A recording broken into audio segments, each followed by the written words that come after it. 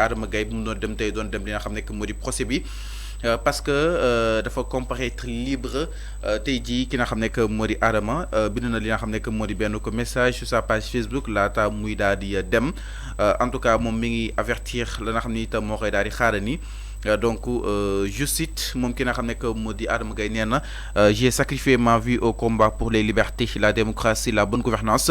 Mes doigts sont entre les mains d'un juge et de l'État du Sénégal, Dieu en rempart. Moom itam ba tey Adama Gaye mu ne avant de me retrouver devant le juge ce matin, je répète ici pour que nul n'en ignore que je n'ai rien dit qu'il l'a déjà été par d'autres. Le peuple sénégalais en est témoin. Donc ki nga xam ne moo di ba tey Adama Gaye mu ne beaucoup se tarent à l'heure où j'ai fait ma valise dans le combat pour mes libertés et la démocratie. Rares sont les personnes présentes à l'heure du procès pour les défendre. Nee na procès bi nag doon na gën a gis ay nit enfin nee na raar ñoo ko daal di teewee en tout cas moom ki nga xam ne que moo di Adama nee na entre me jeter au fond d'une geôle bien que ce ni reproché révèle justement d'une spéculation publique couverte par une autorité officielle ou me laisser libre de contribuer à l'avancée de la démocratie et du développement économique à laquelle nul ne doute de ce que je peux contribuer pour un Sénégal mal en point. nee na ñu daal di koy denc si li nga xam ne moo di kaso bi du solution parce que kenn daal di li nga xam ne moo di procès fulla wala kon njëriñ gi nga xam ne itam mu ko indil fii Sénégal alors enfin nee na nul naa ni ñor kenn yàgg naa xeex yàgg naa préparer ay valises am yàgg naa bëgg a génn li nga xam ne moo di réew mi jamono ju mu doon xeex ay liberté am si jamono Macky Sall aussi si jamono yi ki nga xam ne moo di Diomaye naka nag ko daal di jàngatee. kàddu nga xam ne itam moom la Adama Gaye daal di yéegi. je pense que loolu sama xalaat la je pense que Adama Gaye duñ ko yóbbu kaso pour ce qu'il a dit. Non, mais aussi dans un pays régi par des normes, dans un pays de droit, lu mel ni bu amee journaliste bu mel ni Adama Gaye bu joxe information, c'est tout à fait normal pour que les polices, comme les officiers de police judiciaire ñu woo ko entendre ko déglu ko.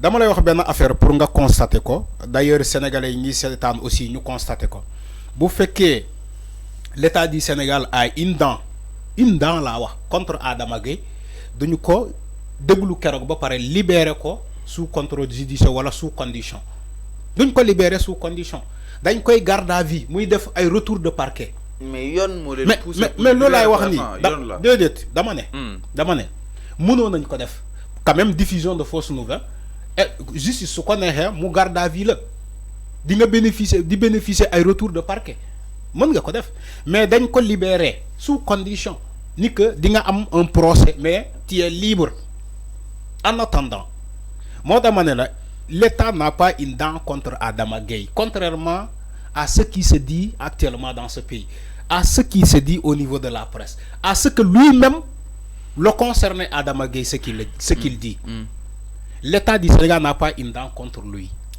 Il a dit des propos dafa yëkkati ay wax ay kaddu donc c'est tout à fait normal kaddu yu mu yëkkati ñu woo ko laaj ko maintenant aujourd'hui son procès day ñëw ak ay avocat ñu leeral mu ne avocat mi ñëw andi ay preuves ni que Adama wax ju mu wax nii fii la ko jëlee selon il a dit selon les proches de la famille de l'ancien ministre d'économie Moustapha Ba. Il a dit selon les proches de sa famille, ses proches. ñoom ñoo ko jox information bi maintenant moo tax ñu invité ko devant un procès xam nga yoon sax dafa jàppale Adama Gaye bu nekkoon ci jamono Macky Sall dañ koy yóbbu kaso ba pare ñu doog a dem wuti les faits yi tax moom mu dem kaso mais justice bi moderne bii ni yóbbuwuñu ko kaso dañ ko libérer sous condition ba pare nga ne ko bu vendredi nga ñëwaat y a un procès. On a donné largement à Adama Gaye le temps d'aller se refaire des preuves pour mu andi ko tey ci procès bi la justice l'a laissé du temps. donc wax ji muy wax da nga jàpp ne. non wax ji muy wax ni jaru ko c'est bi. dafa xaw a ragal pour yow. non dafa ragal moom dafa ragal rek. parce que quand tu écoutes les propos baati yu muy wax ni ay kaddu yu muy yëkkati nii. tu sens que il a peur. normalement il devait pas y avoir peur c'est-à-dire que dañ la bàyyi temps da nga ne ay pros ñoo la jox information bi mais demal nga andi preuve yi tax ni que c'est-à-dire que bu fekkee téléphone lañ ko woo wala bu fekkee ay document wala ay mail lañ ko envoyé on peut vérifier tout ça justice mën na vérifier tout ça les liens ou bien les moyens de communication yu mu duggee avec la famille de Moustapha Ba parce que dafa ne ses proches ñoo ko jox information boobu donc loolu neex naa justifier c'est facile à justifier bu dee téléphone lañ la woo dañuy def réquisition Sonatel wala keneen ak keneen selon les opérateurs téléphoniques ou bien bu fekkee mail lañ la envoyé mais dañuy dugg ci boîte mail bi génnee mail bi wala information bu dee téléphone ñu génnee ko facilement rapidement Adama Gueye ñu attee ko libéré ko mu dem ñibbi c'est tellement facile.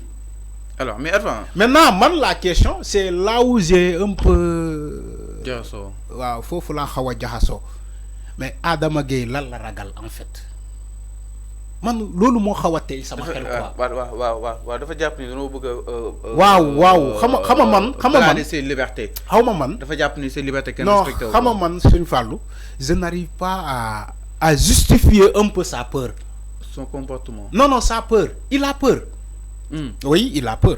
Parce que bon, le mu bataaxal bu mu publier ni sank. Tu sens quelqu'un qui a peur. Bu muy ne ma ngi len di ñaan ngeen bayyi ma yobbu kasso parce que sama combat du fofu dama am ki mais tu sais lolu bo am moy lima wax sank rek.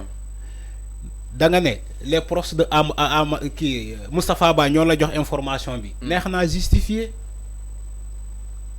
justifier après yow nga ñibbi sa kër ñu attee la def sa procès après nga ñibbi sa kër parce que joxe nga information bi ni c'est la source venait de ses proches ñoo ma jox xibaar boobu man Adama Gueye parce que dañ maa wóolu je suis journaliste moo tax ses proches ñu envoyé ma l'information ni ko ñoom seen xel tey na ci faatu seen doom parce que ñoom nanguwuñu que c'est une mort naturelle il faut le dire ainsi après voilà avocat yi génnee preuve yi bu jaaree sa perquisition ñu def ko jax na on ne devait pas normalement avoir peur du dossier boobu moom Adama Gueye mais je sais que ils vont le libérer. Alors man moom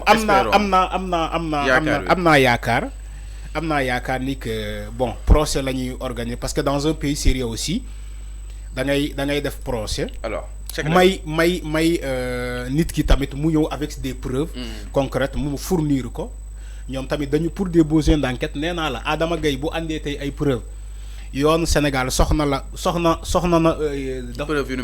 preuve yooyu parce que l'enquête de la mort de l'ancien ministre est toujours en cours. Alors mais donc dañoo soxla xibaar yooyu. Alors parlons de ça exactement peut-être balaa ñoo clôturer ces dossiers judiciaires. Cheikh Thiam, ambassadeur, empoisonnement sur l'opposition, il a été condamné un mois de prison ferme. C'est un mois, non, ouais, mais ça toujours la clémence revient. Oui, c'est ça. Lolo monoko. Bon, selon lima khalat, hein, Serifalo, la clémence revient. C'est ça la réalité. Parce que non, la clémence est là. Je ne sais pas, la justice, franchement, c'est tellement clément. Non? Donc, nit bu taxawé dina fani di ñew dina am ñu ñi empoisonné. Donc ñi ray par balle. Oui, tout ça, partir tout ça après nga ñew atté ko un mois. Voilà, c'est comme ça. Moi il y a quelque part clémence mu ngi fi dal. Ci justice bi, bon, c'est comme ça. Alors, je ne sais pas si c'est par rapport à la réforme et à la modernisation de cette justice. Donc des propos même que tu peux ranger dans le cadre de nature à compromettre même la sécurité de l'État. Un mois, je ne sais pas. Donc, je ne sais pas. De toute façon, on respecte la décision. Parce que la décision de justice est à respecter et à appliquer aussi. Donc on respecte, on n'y peut rien quand même. Non, par rapport à ces dossiers judiciaires, exactement. Alors, nous allons du côté de la régie, Tafa. Enfin, nous avons le président.